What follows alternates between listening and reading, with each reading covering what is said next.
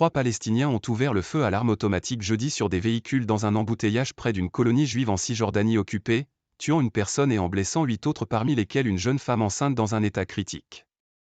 Depuis le début de la guerre à Gaza le 7 octobre dernier entre Israël et le mouvement islamiste palestinien, la Cisjordanie est le théâtre d'attaques perpétrées par des Palestiniens contre des Israéliens, et de raids quasi quotidiens de l'armée israélienne souvent meurtriers dans ce territoire occupé.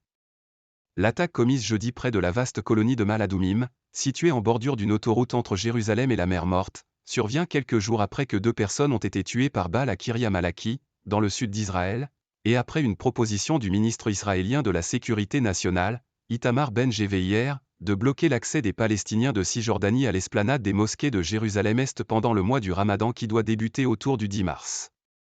Jeudi, les 3 terroristes sont sortis de leur véhicule et ont commencé à tirer à l'arme automatique sur des véhicules qui se trouvaient dans un embouteillage sur la route en direction de Jérusalem, a indiqué la police israélienne. 2 terroristes ont été neutralisés sur place. Les recherches menées sur les lieux ont permis de localiser un autre terroriste qui tentait de s'enfuir et qui a également été neutralisé, a ajouté la police, qui a déployé d'importants renforts dans ce secteur. Un photographe de l'AFP sur place a vu le bitume taché de sang, des véhicules criblés d'impacts de balles et les dépouilles au sol des 3 hommes.